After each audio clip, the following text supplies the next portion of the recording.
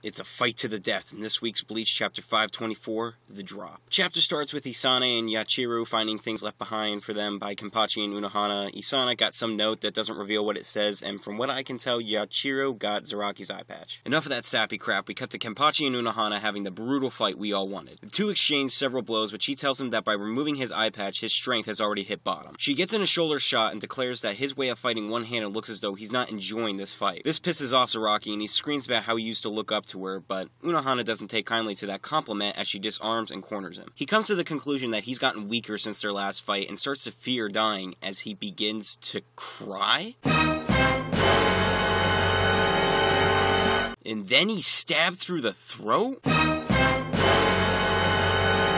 But then it turns out he wasn't?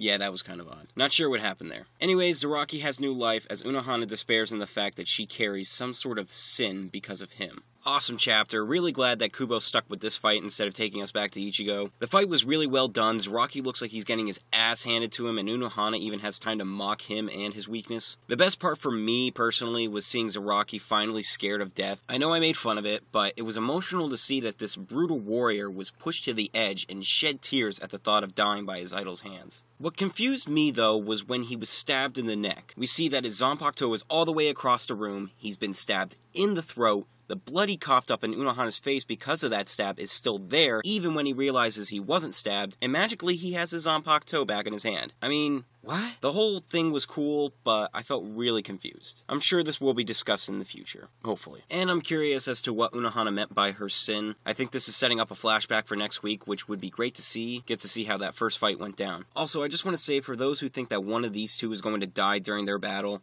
don't. The Shinigami have already lost a huge amount of fighters. They aren't going to pit two of the strongest against each other to a hardcore deathmatch. They're going to be fine. Anyways, overall, this was an awesome chapter with some great fighting, an emotional Kenpachi, and a great setup to a possible flashback chapter. For my question of the week, what do you think is Unohana's sin? I honestly have no idea, so I'm not even going to take a shot in the dark with this one. That's it for this week. Remember to leave your thoughts on the chapter and answer to my question in the comments below. Like and subscribe if you want more weekly Bleach chapter reviews. And while you're at it, you can check out my DeviantArt channel or possibly follow me on Twitter. Links to those in the description box. I'll be back next week for chapter 525. Peace.